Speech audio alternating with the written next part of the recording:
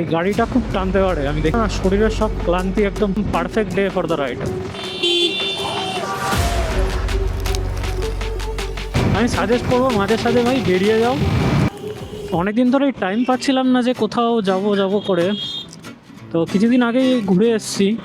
আর তারপরে এখন টাইম কারোরই হচ্ছে না, তো বহুদিন পরে আজকে একটু টাইম পাওয়া গেছে, তাও বেরোতে বেরোতে লেট হয়ে গেছে। তার মধ্যে রাস্তার এই অবস্থা দেখো, স্কুল ছুটি হওয়ার টাইম, সব জায়গায় জ্যাম রয়েছে, কাটিয়ে বেরিয়ে যেতে হবে।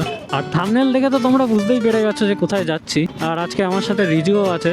তো রিজু হলো আমার চাইল্ডহুড ফ্রেন্ড, তো ছোটোবেলার থেকেই দুজনে যা করি প্রায় একসাথেই করি, এরকম মাঝে মাঝেই প্ল্যান করতাম আগে।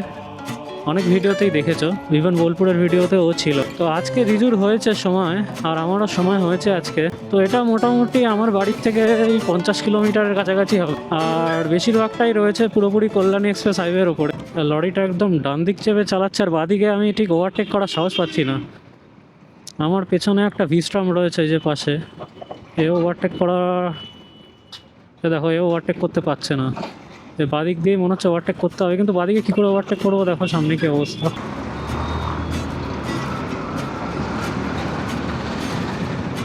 আমি তো বেরিয়ে এসেছি, রিজু আটকে গেছে, আবার বেরিয়ে এসছে না, আবার আটকা পড়ে গেছে। আরে সত্যি এই বড় বড় ট্রাকগুলোতে না ভয়ও লাগে যে বাদিক দিয়ে ওভারটেক করবো। তো আমি একটু ডিস্টেন্সটা কম ছিল বলে আমি করে নিয়েছি, বাট রিজু ফেসে গেছে। অ্যাকচুয়ালি রাস্তাটাই না এরকম কনজাস্টেড রয়েছে, এদিকে ছোট গাড়িগুলো রয়েছে না, তাই লরিটা ভয় পাচ্ছে বাদিকে নিতে, কারণ সঙ্গে সঙ্গে ডান দিকেও খেতে পারবে না, ওই জন্য একদম রাইট লেন থেকে চালাচ্ছে। কিন্তু তাদের সমস্যা এটা হয়েছে যে যা স্পিডে যাচ্ছে এই সেম স্পিডে যেতে হবে, ও জোরে যেতে পারবে না, ব্রেক করতে পারবে না হঠাৎ করে, আমাকেও যেতে হবে স্লোলি। আর এইটুকুনি ডিস্টেন্স তো মেনটেন আমায় করতেই হবে। তো এখানটা আমি একটুখানি দাঁড়িয়ে যাই রিজুর জন্য, আসলে একসাথে বেরোবো। এমনি তো সিগন্যাল পড়ে গেছে, আনলেস ও সিগন্যাল ব্রেক করবে। তো এই ভিডিওটা এই জন্যই বানাচ্ছি যে তোমরা অনেকে বাড়িতে বসে না থেকে এরকম ছুটিছাটা থাকলে, একা যদি না ভালো লাগে কোনো বন্ধুর সাথে, যদি তারা যদি একই সাথে ছুটি হয়ে যায়, একসাথে বেরিয়ে পড়ো ভাই। সাইকেল আছে সাইকেল নিয়ে বেরিয়ে পড়ো, স্কুটি আছে স্কুটি নিয়ে বেরো, বাইক আছে তাই নিয়ে বেরিয়ে যাও, বাট বেরিয়ে যাও ভাই। কি আটকে গেছিলি?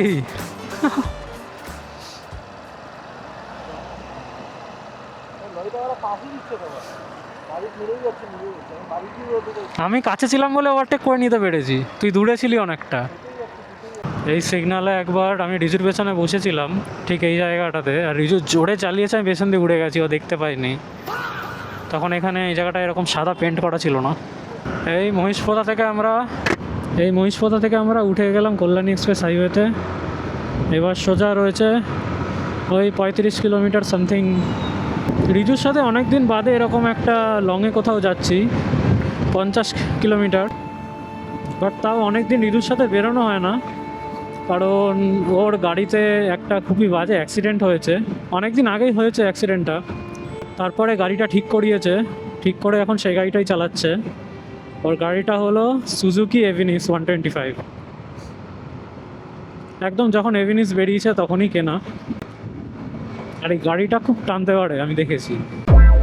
আর এখানে এই যে দেখতে পাচ্ছ, এখানে স্পিড ম্যাপে চালান দিচ্ছে।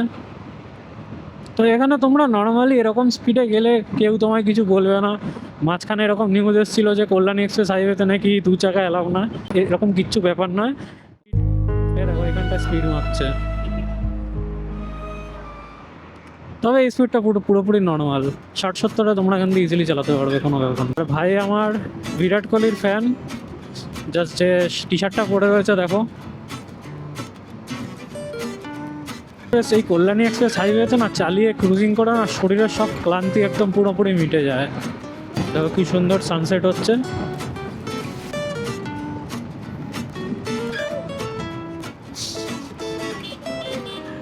ভাই মজা পেয়েছে।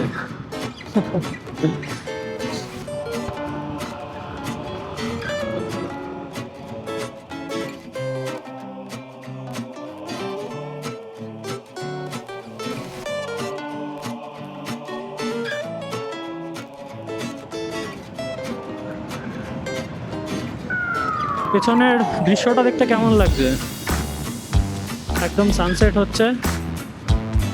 আজকে হালকা একটু মেঘলা মেঘলা ওয়েদার ছিল, এই জন্য একদম ঠান্ডাও রয়েছে হাওয়াটা, একদম perfect day for the ride. আর এখান থেকে 33 কিলোমিটার দেখাচ্ছেন, দেখি কতক্ষণ লাগে।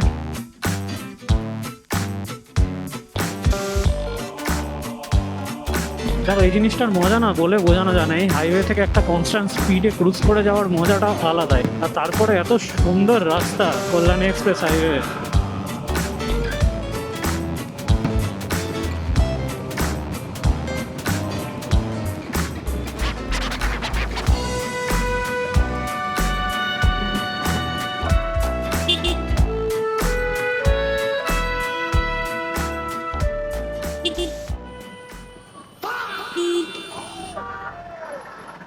কি হলো, কি হলো? আরে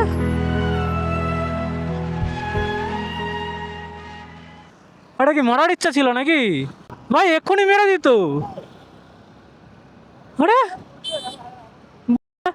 কন্টেন্টের চক্করে মরতে হবে নাকি? এটা যে কোনো দিক দিয়ে বেরিয়ে যাওয়া যায়, কারণ এখনো চালু হয়নি।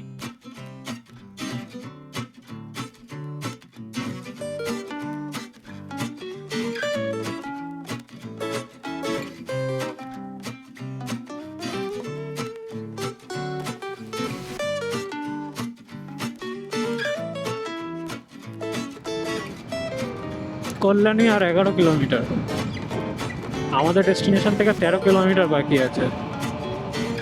মাঝে মাঝে আমার নিজেরই মনে হয় যে পৌঁছাতে পারবো তো। রাস্তায় যত বেশি ব্রেক নেবে তত লেটে পৌঁছাবে ভাই। অ্যাকচুয়ালি টাইম আস্তে চালাবো বলে নষ্ট হচ্ছে না, টাইমটা নষ্ট হওয়ার একটাই কারণ, আমরা ব্রেক বেশিক্ষণে নিয়ে ফেলি। দেখো যেমন এক্ষুনি রিজু আমার পুরো ব্লাইন্ড স্পটে ছিল, মিরারে কোনো দিকে দেখতে পাচ্ছিলাম না। সবসময় খেয়াল রাখবে হাইওয়েতে বেরোলো। তো এর আগে আমি এখানে দেখেছি 80 হলো লিমিট।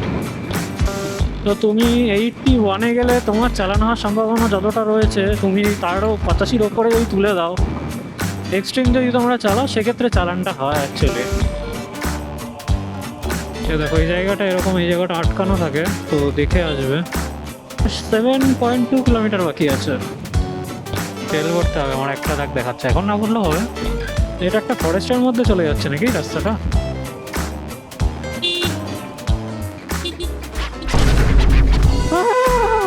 হার্ট অ্যাটাক দিয়ে দিয়েছিল। কি সুন্দর গাছ, এখানে ফুলের গাছ। সামনে থেকে আমাদের বাদিক নিতে হবে। আমরা প্রায় চলে এসেছি, হাইওয়েতে আমরা ছেড়ে দেবো। ওয়েভেল আইটি পার্কের থেকে সোজা। ফুচকা ফুচকা এই হালিশহরের ঠিকঠাক 10 টাকা 12টা ফুচকা, তাহলে তো ফুচকা খেতে হবে। হালিশহর ফুচকার জন্য একটুখানি বিখ্যাত আছে, একটুখানি না ভালোই বিখ্যাত আছে। ঘরে ঘরে ফুচকা তৈরি হয়।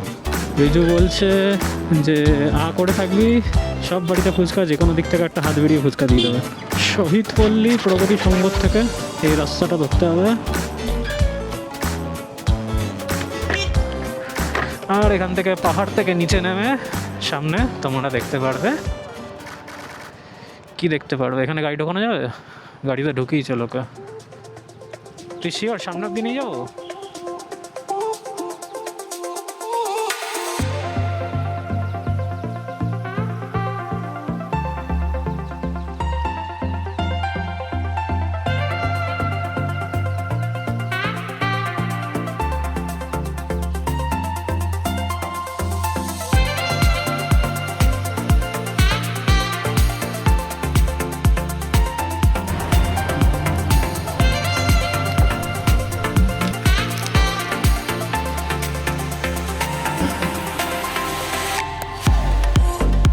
করে মজা করে ফুচকা খেলাম, এবার এখান থেকে বেরিয়ে যাওয়ার পালা। আর এই জায়গাটাকে সবাই ফুচকা পাড়াও বলে, কারণ এখানে সবার ম্যাক্সিমামের জীবিকা হলো ফুচকা। বেশিরভাগ লোকেরই ফুচকার দোকান এখানে। জায়গাটা তবে একটু কনজেস্টেড আছে, কারণ একটা পাড়ার মধ্যে।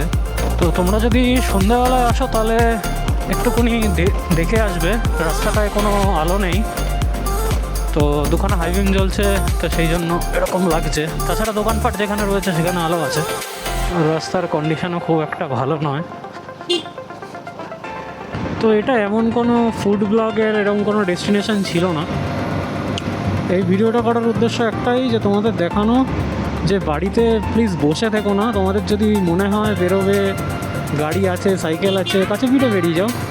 আর এই ডেস্টিনেশনটা তোমাদের কাছে যদি বাইক গাড়ি থাকে ইজিলি চলে আসতে পারবে। আর কল্যাণী এক্সপ্রেস হাইওয়ে দিয়ে তোমরা আসবে, সো আসতে মজাও হবে, যেতে মজা হবে। এর থেকে কমে অন্য জায়গায় তোমরা কোথাও ফুচকা খেতেও পারবে না, এটা একটা অবাক ব্যাপার। অ্যাকচুয়ালি এখানে সব বাড়িতেই ফুচকা করে, তো সেই জন্য দামটা কম। তো আর 20 কিলোমিটার বাকি আছে, ব্লিং করা শুরু করে দিয়েছে, তেল কমই ছিল। আর রিজু অনেক আগে বেরিয়ে গেছে, সামনে কোথাও দেখতে পাচ্ছি না। একটা জায়গায় মোটামুটি দেখা করতে হবে, তেল ভরতে হবে আমার।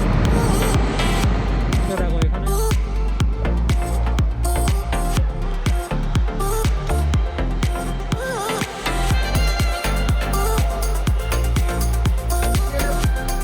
428 টাকা তেল ভরার পর এই জিনিসটা দেখতে খুব ভালো লাগে। তো এখানে এরকম দেখতে পারবে অনেক ট্রিপল ক্যারি রয়েছে, কারোর মাথায় হেলমেট নেই। তো এইগুলোর থেকে একটুখানি দেখে থাকবে। এয়ারপোর্ট আর 18 কিলোমিটার। দেখো ট্রিপল গাড়ি, কারোর মাথায় হেলমেট নেই। আর একটু আগে আমি দেখছিলাম একটা টোটো উঠেছে এই হাইওয়েতে, নেই রয়েছে। তো এইগুলো হচ্ছে ব্যান্ড রয়েছে। তোমরা যারা ভুল ইনফরমেশন পেয়েছো যে এখানে বাইক স্কুটি অ্যালাউ নেই, 2 হুইলার অ্যালাউ নেই, একদমই নয়। এই 3 হুইলার অ্যালাউ নেই। এই যে এই টোটো ফোটো চালাচ্ছে, এইগুলো সার্ভিস রোড দিয়ে যাওয়ার কথা বলা হয়েছে। এখানে লেখা রয়েছে 80 কিলোমিটার স্পিড লিমিট রয়েছে তোমার নর্মাল গাড়ির, 80 কিলোমিটার পার আওয়ার। আর 65 কিলোমিটার পার আওয়ার স্পিড রয়েছে যেইগুলো তোমার কমার্শিয়াল ট্রাক যেগুলো যাচ্ছে, সেইগুলো রয়েছে 65 কিলোমিটার। তো অত বড় একটা ট্রাকের কাছে 65 কিলোমিটার কিন্তু খুব একটা সহজ ব্যাপার নয়। তুমি ভাবো এই 65 কিলোমিটার, অত টন ওজন, ওই গাড়িটা দাঁড়াতে কতটা সময় লাগবে, বা দাঁড়ালে কোথাও যদি ধাক্কা মারে তার কী অবস্থা হবে। তো এইসব জিনিসগুলো মাথায় রেখেই এখানে প্রপারলি তোমরা চালাবে। কথায় বলে না, সাবধানের মান নেই, তো সেরকমই ব্যাপার। যতটা সাবধান থাকা যায় নিজের তরফ থেকে, ততটা অ্যাটলিস্ট তোমরা থাকো। যে তোমরা সামনে দেখতে পাচ্ছ যে ফগ, একদম দূরে দূরে ফগ হয়ে রয়েছে, লাইটের আলোতে বোঝা যাচ্ছে হালকা হালকা, তাছাড়া বোঝা যাচ্ছে না। দেখতে যেমন খুব সুন্দর লাগছে, তেমনি খুবই ঠান্ডা লাগছে। এই গাড়িটা অ্যাক্সিডেন্ট করেছে যেমন হচ্ছে, কাজ পড়ে রয়েছে চারিদিকে। তো অ্যাক্সিডেন্ট মোটামুটি এখানে হয়। কোনো গাড়ির পেছনে হয়তো আসছিল, যেটা হাইওয়ে হিপনোসিস যেটাকে বলে, যে অনেকক্ষণ গাড়ি ক্রুজ করার পরে ঘুম আসে। তো সেরকম হলে পাশে দাঁড়িয়ে নাও, চা খেয়ে নাও, কফি খেয়ে নাও, কোনো এনার্জি ড্রিঙ্কস খেয়ে নাও। স্পিডটা অ্যাডজাস্ট হতে টাইম লাগে, আর কিছুই না। তো এটার জন্য কিছুই না, একটাই উপায় হয়, অ্যাক্টিভনেস রাখো। যদি অ্যাক্টিভ তুমি না হও, এই জিনিসটা তোমার জন্য নয়। পেছনের দিকটায় আলো কম আছে, এখানে যেমন দেখছো পরপর আলো রয়েছে, পেছনের দিকটা এত আলো নেই। তো সেই জন্য কিছু কিছু কারণে অ্যাক্সিডেন্ট হয়ে যায়। এই এখান থেকে আমরা বাদিক নিয়ে নিলাম, সামনে মোড়াগাছা আছে, এখান থেকে আবার বাদিক চলে যাব সাজিরহাটের দিকে। এখানে একটা বিড়াল মরে পড়ে আছে, আমার না এসব দেখলে খুবই খারাপ লাগে। এমনি আঘাত খেয়ে পড়ে থাকলেও ঠিক আছে, হেল্প করা যায়, কিন্তু এরকমভাবে কোনো প্রাণী যদি না বেঁচে থাকে, আর তাকে কি হেল্প করবো বলো? নিজেকে খুব অসহায় মনে হয় এরকম সময়। তো এই ভিডিওটাতে তোমাদের কিছু ইনফরমেটিভ লেগে থাকলে, বা এই ভিডিওটাতে তোমাদের আমার কথা ভালো লেগে থাকলে, লাইক, সাবস্ক্রাইব, শেয়ার। দেখা হচ্ছে পরের ভিডিওতে।